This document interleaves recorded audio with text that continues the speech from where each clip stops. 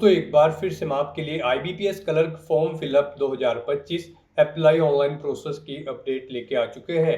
किस तरह से आप IBPS क्लर्क के 10,277 खाली पदों के लिए अपने फॉर्म अप्लाई कर सकते हो। स्टेप बाय स्टेप कंप्लीट जानकारी आपको इस वीडियो में दी जाएगी। लास्ट डेट की अपडेट है, केवल आज का दिन शेष रह गया है।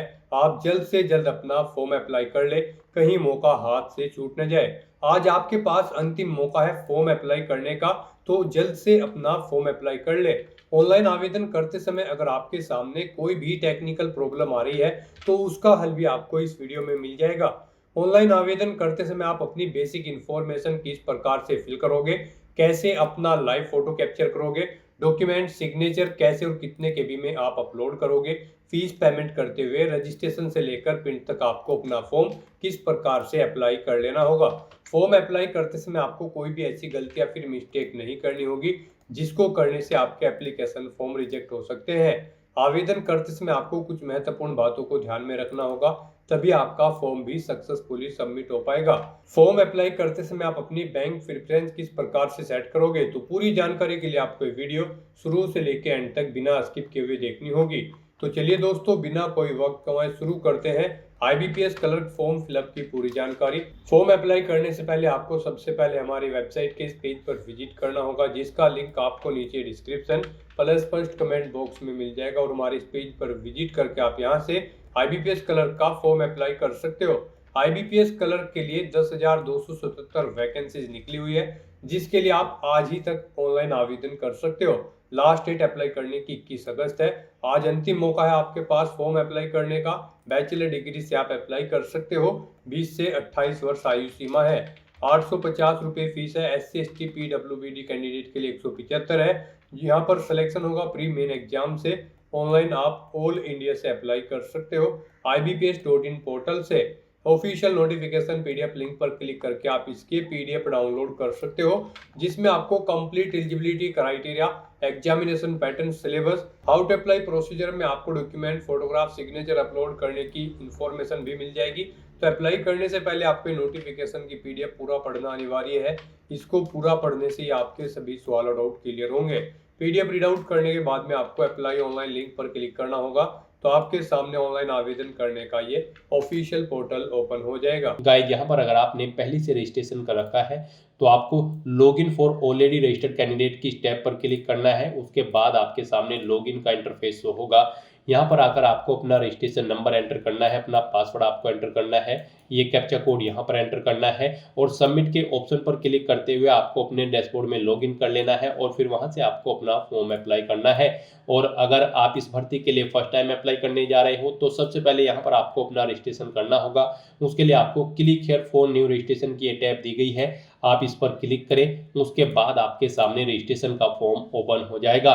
यहाँ पर गाइज आपको अपनी बेसिक डिटेल्स प्रोवाइड करनी है सबसे पहले। उसके बाद आपको अपना फोटो और सिग्नेचर अपलोड करना है, अपनी कुछ और डिटेल्स आपको देनी है, फॉर्म का प्रीव्यू चेकआउट करना है, अपने डॉक्यूमेंट्स को अपलोड करना है और फीस पेमेंट करते हुए आपको अपना फॉर्म अप्लाई कर लेना है। यहाँ पर इन स्टेप्स को आपको कंप्लीट करते हुए अपना फॉर्म अप्लाई करना होगा। तो सबसे पहले यहाँ पर आपको रजिस्ट्रेशन में अपनी बेसिक इंफॉर्मेशन प्रोवाइड करनी है।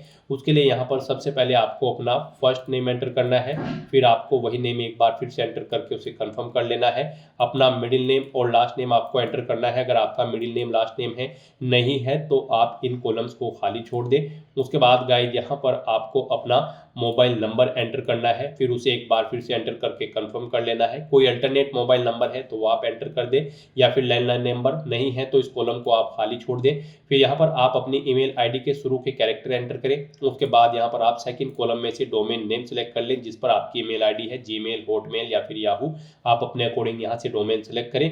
उसके बाद गाइस यहाँ पर आपको अपनी email ID, complete email ID type करनी है कंफर्मेशन के लिए। उसके बाद ये कैप्चा कोड आपको यहाँ पर एंटर करना है और फिर सेव एंड नेक्स्ट के ऑप्शन पर क्लिक कर देना है। नेक्स्ट आपके सामने कुछ इस तरह से इंटरफेस होगा। यहाँ पर आपको एक रजिस्ट्रेशन नंबर और पासवर्ड प्रोवाइड करा दिया गया है। ये रजिस्ट्रेशन नंबर और पासवर्ड आपके रजिस्टर्ड मोबाइल नंबर और ईमेल आईडी पर भी सबमिट कर दिए गए हैं। आपको इन्हें केयरफुली नोट डाउन करके रख लेना है फ्यूचर यूज के लिए। और यहाँ पर गाइज अब आपको अपना फोटो अपलोड करना है। उसके बाद आपको अपना लाइव फोटो कैप्चर करना है, या फिर इस QR कोड को स्कैन करते हुए आपको अपना फोटो कैप्चर करना है और उसके बाद यहाँ पर आपको अपने सिग्नेचर अपलोड करने हैं।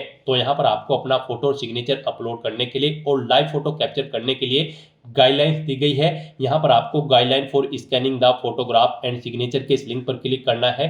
उसके बाद आपके सामने ये पीडीएफ ओपन हो जाएगी। यहाँ पर आपको आपके इन डॉक्यूमेंट्स को अपलोड करने के लिए गाइडलाइन दी गई है। इनके अकॉर्डिंग आपको अपने डॉक्यूमेंट अपलोड करने हैं। यहाँ पर आपका जो फोटो होगा उसका साइज 4.5 सेंटीमीटर इंटू 3.5 सेंटीमीटर होना चाहिए, जो फोटो आप अपलोड करोगे।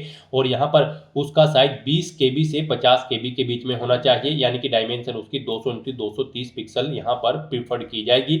आपका फोटो जेपीजी या फिर जेपीईजी फॉर्मेट में होना चाहिए। और यहाँ पर जब आप अपना लाइव फोटो कैप्चर करेंगे आपको सीधा कैमरे की तरफ देखना है और आपके जहाँ पर आप अपना फोटो कैप्चर करेंगे वहाँ पर सिंपल बैकग्राउंड होना चाहिए, प्रॉपर वे में लाइट होनी चाहिए जिस स्थान पर आप अपना फोटो कैप्चर कर रहे हैं। और फोटो कैप्चर करते समय यहाँ पर आपको अपने मुंह पर कोई मास्क या फिर चश्मा नहीं लगाना है, कानों में ईयरफोन्स वगैरह भी आपको यूज नहीं करने हैं फोटो कैप्चर करते समय। और सिग्नेचर यहाँ पर आपके 140 इंटू 60 पिक्सल यहाँ पर उनकी डायमेंशन होनी चाहिए। ब्लैंक इंक पेन से आपके सिग्नेचर होनी चाहिए। 10 KB से 20 KB के बीच में आपके सिग्नेचर होने चाहिए। यहाँ पर जेपीजी या फिर जेपीईजी फॉर्मेट में आपके सिग्नेचर होने चाहिए। कैपिटल लेटर्स में आपके सिग्नेचर यहाँ पर एक्सेप्टेबल नहीं होंगे।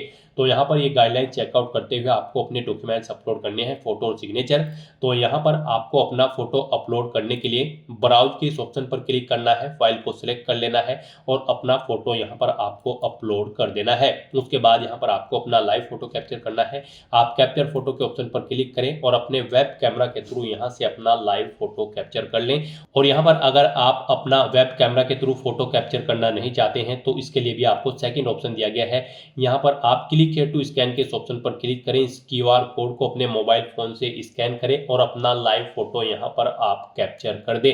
आपके मोबाइल में जो भी स्कैनर होगा बार कोड को या फिर QR कोड को रीड करने के लिए, उससे आप इसे स्कैन करें और अपना लाइव फोटो यहाँ पर कैप्चर कर दें। उसके बाद आप इस चेकबॉक्स को ओके करें। फिर यहाँ पर आपको अपने सिग्नेचर अपलोड करने हैं। उसके लिए भी आपको ब्राउज के इस ऑप्शन पर क्लिक करना है, फाइल को सिलेक्ट कर लेना है और अपने सिग्नेचर को यहाँ पर आपको अपलोड कर देना है। फिर आपको इस चेकबॉक्स को ओके करना है। और गाइस उसके बाद आपको अपना फोटो सिग्नेचर यहाँ पर अपलोड करने के बाद और लाइव फोटो कैप्चर करने के बाद नेक्स्ट के इस ऑप्शन पर क्लिक कर देना है। नेक्स्ट यहाँ पर आपको अपनी बेसिक डिटेल्स प्रोवाइड करनी है। यहाँ पर सबसे पहले आपको अपनी कैटेगरी सिलेक्ट करनी है। आप अपने अकॉर्डिंग यहाँ पर अपनी कैटेगरी सिलेक्ट करें। उसके बाद यहाँ पर आपसे पूछा गया है कि क्या आप PWBD कैंडिडेट हैं और आपकी डिसेबिलिटी 40% से अबव है। अगर है तो आप येस सेलेक्ट करें। फिर अपनी डिसेबिलिटी का टाइप सेलेक्ट करें। उसके बाद यहाँ पर आप अपनी सब डिसेबिलिटी सेलेक्ट कर सकते हैं। और अगर आप PWBD कैंडिडेट नहीं हैं और आपकी डिसेबिलिटी 40% से अबव नहीं है तो यहाँ पर आप सिंपली नो ऑप्शन सेलेक्ट करेंगे। आगे की डिटेल्स आपको फिर नहीं देनी होंगी। उसके बाद यहाँ पर आपसे पूछा गया है, आपको इस पेज को नीचे स्क्रॉल डाउन करना है और फिर यहाँ पर आपसे पूछा गया है कि क्या आप person with specified disability cover करते हैं under the definition of section 2। अगर करते हैं तो आप येस करेंगे, नहीं तो यहाँ पर आप नो ऑप्शन सेलेक्ट करेंगे। येस ऑप्शन अगर आप सेलेक्ट करते हैं तो फिर यहाँ पर आपसे पूछा गया है कि क्या आपको एग्जाम के दौरान कंपेंसेटरी टाइम की जरूरत पड़ेगी, एक्स्ट्रा टाइम की जरूरत पड़ेगी। यहाँ पर अगर पड़ेगी तो येस करें, नहीं तो नो ऑप्शन सेलेक्ट करें। तो इस तरह से यहाँ पर आपको अपनी डिटेल देनी होगी। नहीं आप इस डिसेबिलिटी को कवर करते हैं इस सेक्शन के अंतर्गत तो यहाँ पर आपको नो ऑप्शन सेलेक्ट करना होगा। फिर आपको ये डिटेल्स प्रोवाइड नहीं करानी होगी। उसके बाद यहाँ पर आपको इस पेज को नीचे स्क्रॉल डाउन करना है, आपको अपना रिलीजन सेलेक्ट करना है। फिर आप अगर माइनॉरिटी कम्युनिटी के अंतर्गत आते हैं तो येस करेंगे, नहीं तो नो ऑप्शन सेलेक्ट करेंगे। उसके बाद यहाँ पर आपसे पूछा गया है कि क्या आप गवर्नमेंट, सेमी गवर्नमेंट या फिर पब्लिक सेक्टर में कार्यरत हैं, सर्विस करते हैं। अगर करते हैं तो आप येस करेंगे और फिर नहीं करते हैं तो आप नो ऑप्शन सेलेक्ट करेंगे। फिर यहाँ पर आपसे पूछा गया है कि क्या आप एक सर्विसमैन हैं। अगर हैं तो आप येस करेंगे, नहीं तो नो ऑप्शन सेलेक्ट करेंगे। उसके बाद आपसे पूछा गया है कि क्या आप डिसेबल्ड एक सर्विसमैन हैं। अगर हैं तो येस करें और फिर उसकी डिटेल दे, जैसे कि एक्चुअल सर्विस यहाँ पर आपको अपनी देनी है, डेट ऑफ रिलीफ देनी है। और अगर नहीं है आप डिसेबल्ड एक सर्विसमैन तो यहाँ पर आपको नो ऑप्शन सेलेक्ट करना होगा। ये डिटेल्स आपको फिर नहीं देनी है। फिर यहाँ पर आपसे पूछा गया कि क्या आप dependent of serviceman killed in action है। अगर है तो आप येस करेंगे, नहीं तो यहाँ पर आप नो ऑप्शन सेलेक्ट करेंगे। उसके बाद यहाँ पर आपसे पूछा गया है कि क्या आप यहाँ पर रिलेक्शन लेना चाहते हैं। अगर आप विडो या फिर डाइवोर्स वुमेन हैं, अगर चाहते हैं तो येस करें, नहीं तो नो ऑप्शन सेलेक्ट करें। फिर यहाँ पर पर आपसे पूछा गया कि क्या आप IBPS कलर के CWE CRP clerical CSA cadre के एग्जाम में इस एग्जाम से पहले भी पार्टिसिपेट किए हैं। अगर किए हैं तो यहाँ पर आप यस करें। कितनी बार आपने पार्टिसिपेट किया है वो यहाँ पर आप एंटर करें और फिर उस एग्जाम का नाम सेलेक्ट कर लें जिसमें आपने यहाँ पर पार्टिसिपेट किया है। यहाँ पर अगर आपने एक से ज़्यादा बार IBPS कलर के एग्जाम में पार्टिसिपेट किया है तो आप कंट्रोल प्रेस करके यहाँ पर एग्जाम सेलेक्ट कर सकते हैं जिन जिन एग्जाम्स में आपने पार्टिसिपेट किया है। फिर यहाँ पर आपसे पूछा गया कि क्या आप ट्रेंड अप्रेंटिस है यहाँ पर किसी पार्टिसिपेटिंग बैंक या फिर BFSI सेक्टर से। अगर हैं तो आप येस ऑप्शन सेलेक्ट करें और फिर यहाँ पर आप सेलेक्ट करें आपने किस बैंक में या फिर एनी अदर BFSI सेक्टर में किस में अपनी ट्रेनिंग की है अप्रेंटिस की, वो ऑप्शन यहाँ पर आप सेलेक्ट करें। टाइम पीरियड यहाँ पर आप सेलेक्ट कर लें। उसके बाद यहाँ पर आपको HRMS ID of apprentice enter करनी है। फिर यहाँ पर आपसे पूछा गया है कि क्या आपने नेशनल अप्रेंटिसशिप ट्रेनिंग NATS के पोर्टल पर अपना रजिस्ट्रेशन कर रखा है। अगर कर रखा है तो आप यस करें और फिर अपना NATS का रजिस्ट्रेशन नंबर या फिर इनरोलमेंट नंबर यहाँ पर एंटर करें। और नहीं कर रखा है आपने तो फिर आप नो ऑप्शन सेलेक्ट करेंगे। उसके बाद यहाँ पर आपको अपनी नेशनलिटी सेलेक्ट कर लेनी है। फिर यहाँ पर आपको स्टेट सेलेक्ट करना है जिस स्टेट में आप जॉब करना चाहते हैं। यहाँ पर आप अपने अकॉर्डिंग ऑप्शन सेलेक्ट करें, स्टेट सेलेक्ट करें। उसके बाद यहाँ पर आपको लोकल लैंग्वेज उस स्टेट की आनी चाहिए जिस स्टेट के लिए आप अप्लाई कर रहे हैं। तो यहाँ पर आपको उस स्टेट के अकॉर्डिंग उसकी लोकल लैंग्वेज प्रोवाइड कर दी जाएगी। जो स्टेट यहाँ पर आप सिलेक्ट करेंगे उसके अकॉर्डिंग यहाँ पर आपको उस स्टेट की लोकल लैंग्वेज शो कर दी जाएगी। यहाँ पर आप ऑप्शन सेलेक्ट करें इनमें से जो भी लैंग्वेज में आपको प्रोफिशिएंसी है यानी कि आप जानते हो उस लैंग्वेज को। और फिर आप यहाँ पर इस चेकबॉक्स को ओके करें कि यहाँ पर आप इस लैंग्वेज को रीड, राइट और स्पीक करना जानते हैं। फिर यहाँ पर आपसे पूछा गया है कि यहाँ पर जो आपने लोकल लैंग्वेज सेलेक्ट की है क्या वो आपके पास 10वीं क्लास में एक सब्जेक्ट के तौर पर थी या फिर उससे ऊपर की जो क्लासेस थी उसमें आपके पास सब्जेक्ट के तौर पर थी। तो यहाँ पर आपको येस या नो अपने अकॉर्डिंग ऑप्शन सेलेक्ट करना है। फिर यहाँ पर आपसे कहा गया है कि यहाँ पर आपको अपनी 10वीं क्लास या फिर इससे ऊपर के सर्टिफिकेट जिसमें आपके पास जो लैंग्वेज आपने सेलेक्ट की है वो एक सब्जेक्ट के तौर पर थी वो यहाँ पर आपको डॉक्यूमेंट वेरीफाई कराते समय शो करनी होगी। तो आपको इस चेकबॉक्स को ओके करना है। और अगर आपके पास लैंग्वेज नहीं थी एक सब्जेक्ट के तौर पर 10वीं क्लास में, ये जो लैंग्वेज यहाँ पर आपकी लोकल लैंग्वेज है, तो फिर यहाँ पर आपको जो यहाँ पर लोकल लैंग्वेज प्रोफिशिएंसी टेस्ट होगा उसमें यहाँ पर आपको पार्टिसिपेट करना होगा मेन एग्जाम के बाद। और फिर आपको इस चेकबॉक्स को ओके करना होगा यहाँ पर अगर आप नो ऑप्शन सेलेक्ट करते हैं। फिर यहाँ पर आपको अपना प्री एग्जाम के सेंटर सेलेक्ट कर लेने हैं। यहाँ पर आपको 2 चॉइस दी गई है प्री एग्जाम के सेंटर सेलेक्ट करने के लिए। यहाँ पर आप अपने अकॉर्डिंग ऑप्शन सेलेक्ट करें। फिर आप मेन एग्जाम के लिए भी सेंटर सेलेक्ट करें। इनके लिए भी आपको यहाँ पर 2 ऑप्शन दी गई हैं। 2 मेन एग्जाम सेंटर यहाँ पर आप सिलेक्ट करें। पेज को नीचे स्क्रॉल डाउन करें।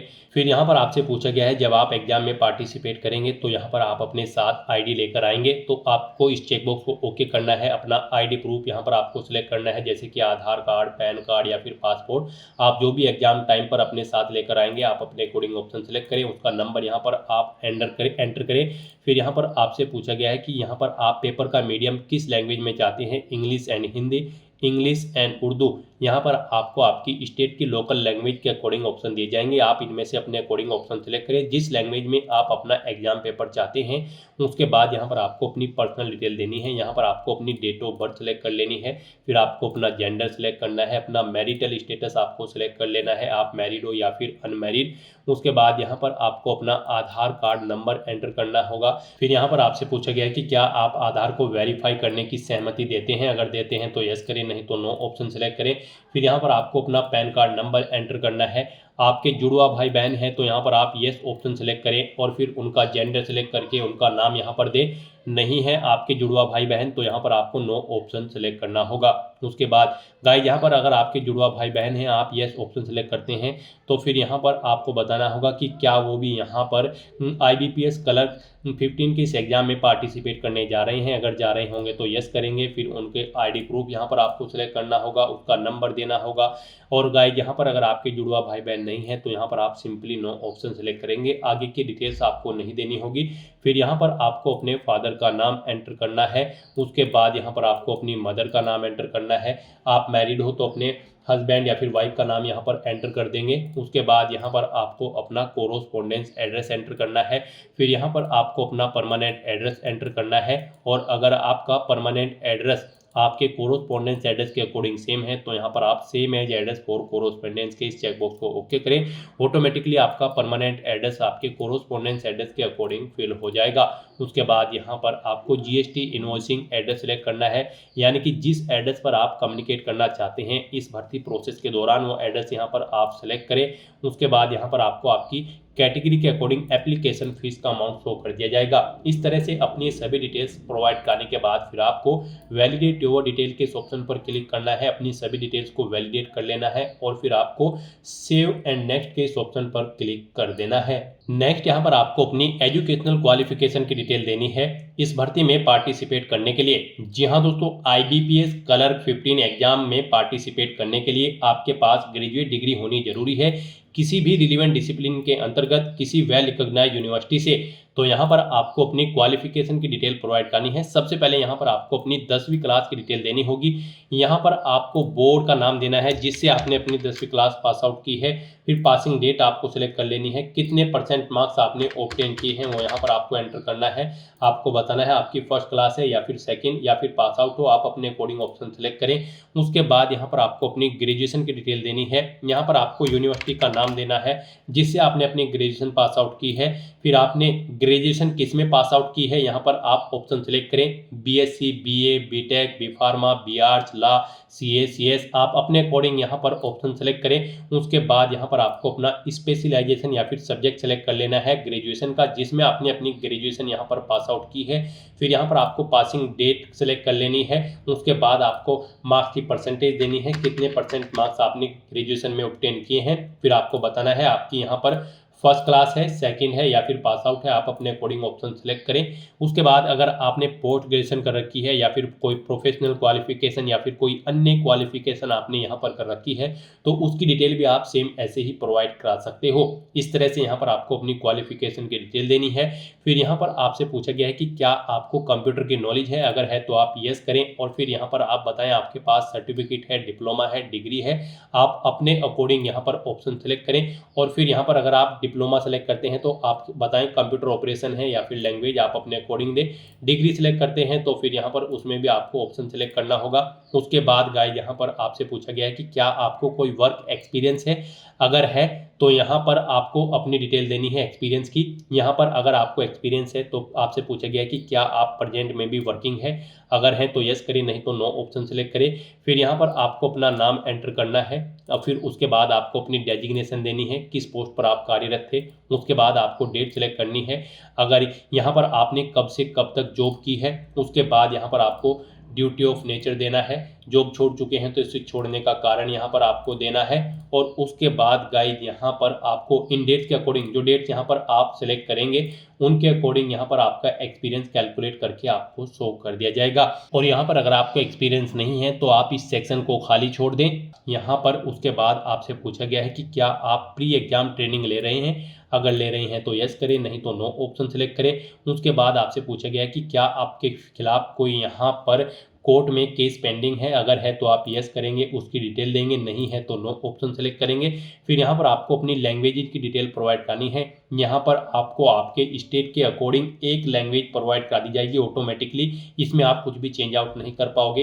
ये यहाँ पर उस स्टेट की लोकल लैंग्वेज होगी जिस स्टेट के लिए आपने अप्लाई किया है स्टार्टिंग में, जहाँ पर आप जॉब करना चाहते हैं तो उस लैंग्वेज को आपको रीड, राइट और स्पीक आना जरूरी है। उसके बाद इसके अलावा आप जो भी लैंग्वेज जानते हैं उसकी डिटेल यहाँ पर प्रोवाइड करा सकते हैं, उसे रीड, राइट, स्पीक जो भी करना जानते हैं आप अपने अकॉर्डिंग यहाँ पर डिटेल प्रोवाइड कराते हुए उसकी डिटेल प्रोवाइड कर सकते हैं।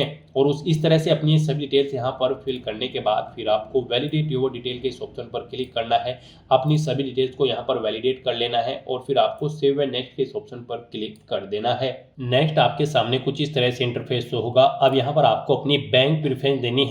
यहाँ पर IBPS क्लर्क 15 एग्जाम को पास आउट करने के बाद आपको इन बैंक्स में रिक्रूट किया जाएगा। इनमें आपको ऑप्शन दिए गए हैं। यहाँ पर आप जिस बैंक में फर्स्ट नंबर पर रिक्रूट होना चाहते हैं उसे आप फर्स्ट नंबर पर सेलेक्ट करें, जिसमें सेकंड, थर्ड, फोर्थ पर आप रिक्रूट होना चाहते हैं उसे यहाँ पर आप सेकंड, थर्ड नंबर पर सेलेक्ट करें। इस तरह से यहाँ पर आपको अपनी बैंक प्रेफरेंस देनी है, यानी कि जिस बैंक में आप फर्स्ट नंबर पर जॉब करना चाहते हैं उसे यहाँ पर आप फर्स्ट नंबर पर सेलेक्ट करें, जिसे सेकंड नंबर पर आप प्रेफरेंस देना चाहते हैं उसे सेकंड नंबर पर आप यहाँ पर सिलेक्ट करें। इस तरह से यहाँ पर आप जिस बैंक को जिस नंबर पर सिलेक्ट करेंगे उस नंबर पर उसे प्रेफरेंस दी जाएगी। यहाँ पर आप अपने अकॉर्डिंग इन सभी बैंक्स की बैंक प्रेफरेंस सिलेक्ट करें और उसके बाद आपको यहाँ पर वैलिडेट योर डिटेल के इस ऑप्शन पर क्लिक करते हुए अपनी ये डिटेल वैलिडेट कर लेनी है और फिर आपको यहाँ पर सेव एंड नेक्स्ट के इस ऑप्शन पर क्लिक कर देना है। नेक्स्ट आपके सामने कुछ इस तरह से इंटरफेस शो होगा। पीछे जो आपने डिटेल प्रोवाइड कराई है उसका पूरा प्रीव्यू यहाँ पर आपको शो कर दिया गया है। आपको सभी डिटेल्स केयरफुली चेकआउट करनी है, पेज को नीचे स्क्रॉल डाउन करना है,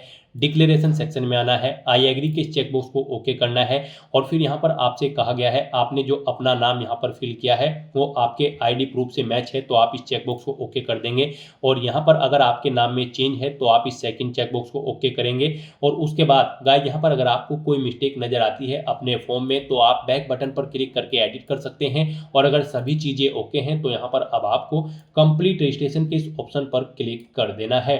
नेक्स्ट यहाँ पर आपको अपने डॉक्यूमेंट अपलोड करने हैं। यहाँ पर आपको अपना left thumb impression, hand written declaration document और 10वीं क्लास का सर्टिफिकेट आपको अपलोड करना है। इनके लिए भी आपको गाइडलाइन दी गई है। यहाँ पर आप गाइडलाइन फॉर डॉक्यूमेंट अपलोड के इस लिंक पर क्लिक करें, आपके सामने ये पीडीएफ ओपन होगी, यहाँ से आप चेकआउट कर सकते हो। आपका लेफ्ट थंब इंप्रेशन यहाँ पर 20 KB से 50 KB के बीच में होना चाहिए। डायमेंशन उसकी 240 × 240 पिक्सल होनी चाहिए। जेपीजी या फिर जेपीजी फॉर्मेट में आपके यहाँ पर लेफ्ट थंब इंप्रेशन होनी चाहिए। उसके बाद यहाँ पर आपको अपना hand written declaration document upload करना है, वो भी यहाँ पर जेपीजी या फिर जेपीजी फॉर्मेट में होना चाहिए। डायमेंशन उसकी 800 × 400 पिक्सल में होनी चाहिए। 50 KB से 100 KB के बीच में आपका ये डॉक्यूमेंट होना चाहिए। फिर यहाँ पर आपको अपनी 10वीं क्लास का सर्टिफिकेट अपलोड करना है या फिर मार्कशीट। उसके लिए यहाँ पर आपकी ये फाइल पीडीएफ फॉर्मेट में होनी चाहिए। 500 KB से कम उसका साइज होना चाहिए। तो यहाँ पर आपको अपने इन डॉक्यूमेंट को अपलोड करने के लिए चूज फाइल के ऑप्शन पर क्लिक करना है, फाइल को सिलेक्ट कर लेना है और 1 बाय 1 करके अपने इन तीनों डॉक्यूमेंट्स को आपको यहाँ पर अपलोड कर देना है। उसके बाद गाइस यहाँ पर I confirm the hand written declaration and thumb impression uploaded above are valid. यहाँ पर आपसे कहा गया है कि आपने जो ये डॉक्यूमेंट्स अपलोड किए हैं वे सभी वैलिड हैं तो आपको चेकबॉक्स को ओके कर देना है।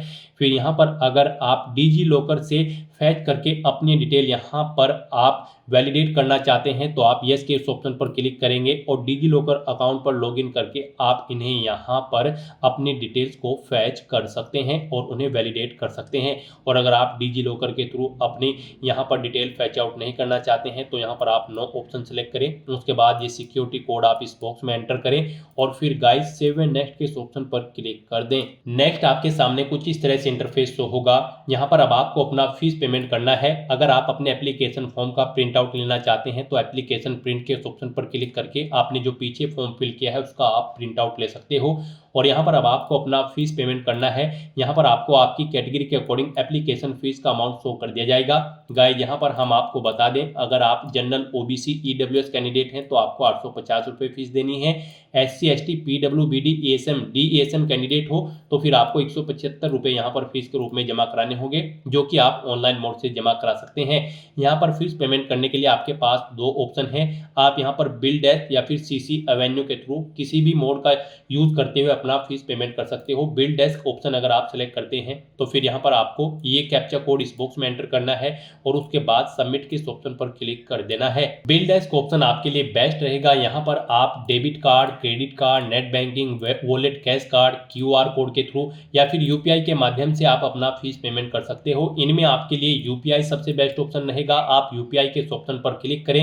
उसके बाद गाइस यहाँ पर आप मेक पेमेंट के इस ऑप्शन पर क्लिक करें। फिर यहाँ पर आप प्रोसीड विद पेमेंट के ऑप्शन पर क्लिक करें। उसके बाद आपके सामने कुछ इस तरह से इंटरफेस शो होगा। यहाँ पर आप अपनी UPI ID एंटर करके मेक पेमेंट के ऑप्शन पर क्लिक करते हुए अपना फीस पेमेंट कर सकते हैं। और अगर आप यहाँ पर QR कोड के थ्रू अपना फीस पेमेंट करना चाहते हैं यहाँ पर आप क्लिक हियर टू स्कैन के ऑप्शन पर क्लिक करें। ये UPI कोड यहाँ पर आपको शो होगा, QR कोड, आप इसे अपने UPI से स्कैन करें और अपना फीस पेमेंट कर दें। सक्सेसफुली फीस पेमेंट होते ही यहाँ पर आपका एप्लीकेशन फॉर्म सबमिट हो जाएगा। उसके बाद आपको अपने एप्लीकेशन फॉर्म का एक हार्ड कॉपी प्रिंट आउट ले लेना है फ्यूचर यूज के लिए, फ्यूचर रेफरेंस के लिए।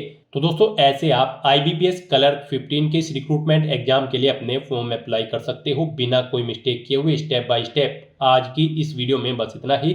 आई होप ये वीडियो आपको पसंद आई होगी। अगर पसंद आई हो तो इसे लाइक और शेयर करें। चैनल पर नए हो तो इसे सब्सक्राइब कर लें। Thanks for watching.